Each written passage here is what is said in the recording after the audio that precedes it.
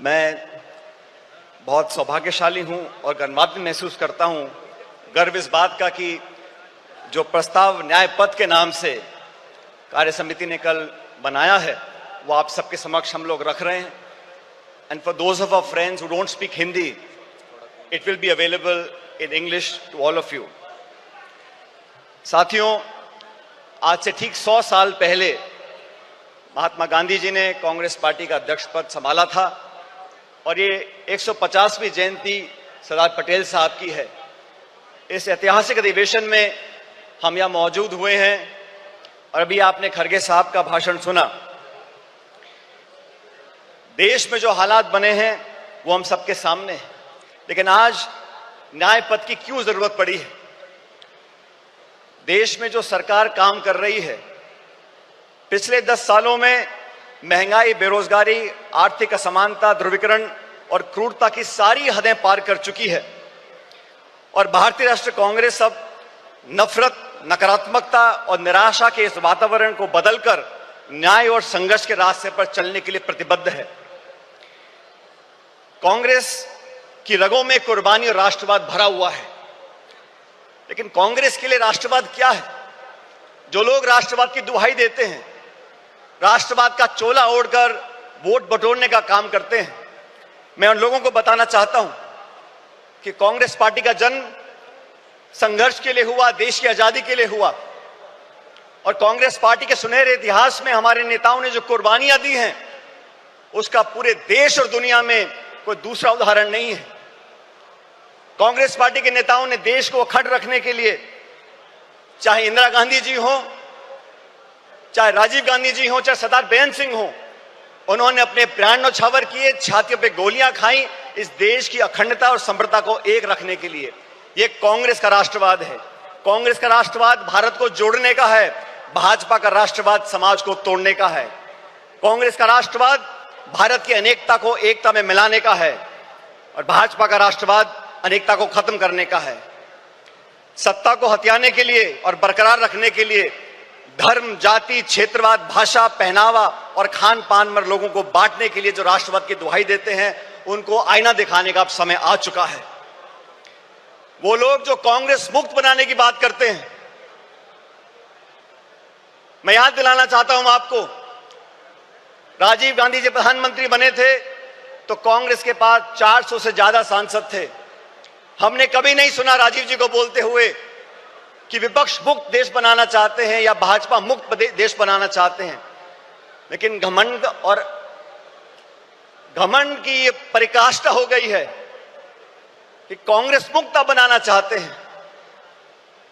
मैं उन सब विरोधी ताकतों को बताना चाहता हूं कि कांग्रेस की जड़ें देश में तो बहुत मजबूत हैं ही, लेकिन गुजरात में भी बहुत मजबूत हैं और 400 पार का नारा देने वालों को पिछले लोकसभा चुनाव में जनता ने आईना दिखा दिया और बैसाखियों पर लाके खड़ा कर दिया सरकार चलाने के लिए। प्रजातंत्र की पहरी है और संविधान की रक्षक है कांग्रेस पार्टी। 1950 में जब संविधान लागू हुआ था, उससे पहले बाबा साहब अम्बेडकर ने खुद 25 नवंबर 1939 को संविधान सभा में कहा था कि कांग्रेस के बिना संविधान बनाना असंभव था। पिछले 75 सालों में कई सरकारें देश में आई, कांग्रेस की और गैर कांग्रेस की, लेकिन हर सरकार ने मूलतः संवैधानिक संस्थाओं को पोषित करने का काम किया, संवैधानिक संस्थाओं को संरक्षण देने का काम किया। लेकिन दुर्भाग्य से पिछले 10 साल से जो सरकार दिल्ली में बैठी है, उन्होंने जानबूझकर नीतिगत तरीके से सभी संवैधानिक संस्थाओं को जानबूझकर खोखला करने का काम किया है, उनकी पारदर्शिता को समाप्त करने का काम किया है। और ये आज की बात नहीं है। फरवरी 2000 में भाजपा की सरकार ने संविधान की समीक्षा के लिए एक आयोग बनाया और साजिशपूर्ण तरीके से खिलवाड़ करने की कोशिश करी, लेकिन राष्ट्रव्यापी विरोध किया कांग्रेस ने, पूरे देश के लोगों ने उनको अपने हाथ पीछे खींचने पड़े। और 2024 के लोकसभा चुनाव से पहले भाजपा नेताओं ने खूब कहा 400 पार करा दो और भाजपा के सांसदीय उम्मीदवारों ने कई बार नारा देकर अपनी दुर्भावना को प्रकट किया कि कैसे वे संविधान के खिलवाड़ करना चाहते हैं। साथियों, भाषण देना अलग बात है, लेकिन सरकार के कामकाज को आप देखिए। 6 वर्ष पहले भाजपा सरकार ने सदन में कहा था कि जम्मू कश्मीर को पूर्ण दर्जा देंगे। सुप्रीम कोर्ट की कॉन्स्टिट्यूशनल बेंच ने आदेशित किया कि आप जम्मू कश्मीर को पूरा दर्जा दो राज्य का, आज तक नहीं दिया। मणिपुर में क्या घट रहा हम देख रहे हैं, गृह युद्ध के हालात बने हुए हैं, बलात्कार हो रहा है, लूटपाट हो रही है, महामारी बची है, लेकिन ना तो प्रधानमंत्री जी को वहां जाने का समय है, ना उनकी इच्छा है। वो लोग जो संविधान की बात करते हैं और अपनी कार्यप्रणाली से संवैधानिक संस्थाओं का दुरुपयोग कर कर अपने राजनीतिक प्रतिद्वंदियों को आरोपी बनाने का काम करते हैं, उनका पर्दाफाश करने का समय आ गया है। कांग्रेस पार्टी ने, राहुल गांधी जी ने, खड़गे साहब ने लोकसभा चुनाव से पहले इंडिया अलायंस का गठबंधन किया।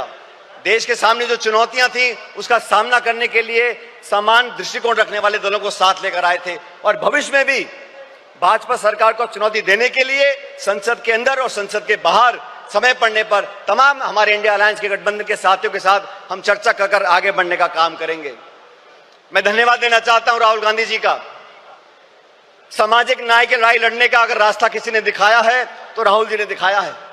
1951 में जब सुप्रीम कोर्ट ने देश में आरक्षण को खत्म कर दिया था तो पंडित नेहरू जी की कांग्रेस सरकार थी जब वो अध्यादेश लेकर आए और संविधान में हमेशा के लिए आरक्षण का रास्ता परस्त कर दिया था। वो राजीव जी ने, इंदिरा जी ने उस रास्ते को अपनाया और मुझे खुशी है कि आज खड़गे साहब और राहुल जी ने ये बीड़ा उठाया है कि सामाजिक न्याय दिलाने की जिम्मेदारी अपने कंधों पर ली है। देश में बैकलॉग है, SC, ST, OBC महिलाओं पर जो अत्याचार और हो रहे हैं, लगातार 13% की वृद्धि उसके अंदर हो रही है। देश का सद्भाव, सर्वधर्म समभाव, आज जो टकराव पैदा किया गया है, भाई को भाई से लड़ाने की जो एक साजिश रची जा रही है, उसके खिलाफ हम सब कांग्रेसजनों को साथ खड़ा होना होगा। बिना संकोच के हमें कहना होगा, जैसा सरदार पटेल ने 1948 में जयपुर के अधिवेशन में कहा था कि कांग्रेस और कांग्रेस की सरकारें इस बात के लिए प्रतिबद्ध हैं कि भारत एक सच्चा धर्मनिरपेक्ष राज्य हो। हमारी अलग अलग पृष्ठभूमियां हैं, संस्कृति है, वेशभूषा है, खाना पीना है, भाषाएं हैं, लेकिन जो लोग उत्तर दक्षिण के राग में धर्म, जाति, गोत्र के नाम पर लोगों को बांटना चाहते हैं, उन लोगों से हमको सावधान रहना पड़ेगा। भारतीय राष्ट्रीय कांग्रेस प्रतिबद्ध है कि धार्मिक, भाषाई, जातिगत व क्षेत्रीय बंटवारे की सियासत को हम आखिरी दम तक लड़ते रहेंगे। देश को ना बंटने देंगे, ना बांटने वाली ताकतों को बढ़ने देंगे। हमारा वही नारा है, नफरत छोड़ो और भारत जोड़ो, जो नारा राहुल जी की यात्रा में हम सब लोगों ने बड़ी गुरजोर से कहा था। महिला अधिकार की बातें करते हैं, आदि आबादी और पूरा हक, ये कांग्रेस का संकल्प है। एनी बेसेंट से लेके सरोजिनी नायडू जी, नेली सेन गुप्ता जी, इंदिरा गांधी जी, सोनिया गांधी जी ने हमेशा महिलाओं के अधिकारों को पहली पंक्ति में लाने का काम किया है। पिछले एक दशक में महिला अत्याचार, शोषण, प्रताड़ना, अपराध इतने बढ़ गए हैं कि भारत मां की आत्मा पूर्णतः छलनी हो गई है। केंद्र की भाजपा सरकार के आदेश पर महिला पहलवान बेटियों को दिल्ली की सड़कों पर जो घसीटा गया, या मणिपुर में मां बहनों को सार्वजनिक तौर से निर्वस्त्र कर घुमाया गया, हाथरस से लेकर उन्नाव तक भारत मां के सीने पर ऐसे हजारों घाव हैं। आए दिन देश की बेटियों के बारे में भाजपा के मुख्यमंत्री, केंद्रीय मंत्री और उनसे संबंधित संस्थाएं जिस प्रकार उनके पहनावे, आचरण, चरित्र, बाहर जाने के समय उनकी स्वतंत्रता, खान पीन व निर्णय लेने की क्षमता को लेकर लगातार आपत्ति उठाते रहते हैं, उसका हमको विरोध करना पड़ेगा। ये वो सरकार है जो किसानों का विरोध करती है। मुझे फक्र है कि हम उस पार्टी के कार्यकर्ता हैं जिसने संकल्प लिया है कि हम लोग किसानों का MSP पर एक कानूनी अधिकार जनता को देंगे और 50% से ऊपर समर्थन मूल्य किसान को मिलेगा। श्वेत क्रांति, हरित क्रांति, मिनिमम सपोर्ट प्राइस, ये सब कांग्रेस की सोच का परिणाम रहा। भाजपा ने तो 3 काले कानून लेकर आए, 16 महीने तक आंदोलन हुआ, 700 किसान शहादत हो गई उनकी, और फिर जाके भाजपा को अपने हाथ पीछे खींचने पड़े। आप सबको याद होगा साथियों, जमीन अधिग्रहण को लेकर राहुल गांधी जी ने भट्टा परसौल में आंदोलन किया था। तब कानून बना लैंड एक्विजिशन एक्ट का। उस भट्टा परसौल के आंदोलन के बाद से तमाम चंद उद्योगपति और भाजपा की सरकार ने मिलकर राहुल जी की छवि को धूमिल करने का काम किया था, और आज तक वो इस काम में लगे हुए हैं, क्योंकि गरीब की, किसान की, मजदूर की, अपेक्षित की आवाज उठाने का काम राहुल जी करते हैं, कांग्रेस पार्टी करती है। आज इस अधिवेशन से, इस प्रस्ताव के माध्यम से हम एक बार फिर किसान के प्रति अपने समर्थन को रेखांकित करना चाहते हैं। अर्थव्यवस्था की हम बात करें 2 मिनट के लिए। मनमोहन सिंह जी की सरकार में 10 साल में 27 करोड़ लोगों को गरीबी रेखा से उठाया गया, 8% की जीडीपी ग्रोथ हुई।